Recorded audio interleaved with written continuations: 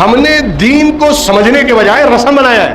کتنی چیزیں رسمن چل رہی ہیں. یہ زکوٰۃ فرض ہے نا, غریبوں کو دینا فرض ہے. ہم یہ سمجھتے بس جو آئے مانگنے, جو غریب آئے اس کو ٹکا دو, ہو گئی زکوٰۃ ادا ہو گئی. زکوٰۃ ادا کرنا اور ہے, زکوٰۃ دینا اور ہے. جیسے نماز پڑھنا اور ہے, نماز قائم کرنا اور ہے.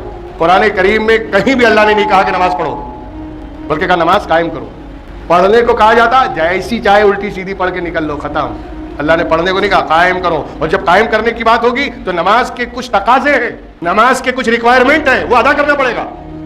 خالی پڑھنے سے کام نہیں چلے گا کہ کہیں بھی متری کے پاس کھڑے ہو کے پڑھنے لگے, کسی کی بھی زمین پہ کھڑے ہو کے پڑھنے لگے, کسب کی بھی زمین پہ کھڑے ہو کے پڑھنے لگے, نماز ہو جائے گی کیا؟ نماز کے تقاضے ہیں, نماز کے کچھ قانون ہیں. جگہ ہبہ کی ہوئی ہو, کسی مالکانہ کی زمین ہو, اور اگر مالک کی زمین ہے تو مالک کی اجازت ہو, کپڑے پاک ہو, جگہ پاک ہو, یہ ساری شرطیں جب پائی جائے تب آپ نماز ادا کر سکتے ہیں نا. تو اسی طرح زکوٰۃ کی بھی شرطیں ہیں. آج ہم کوئی بھی آیا اٹھا کے دے دیا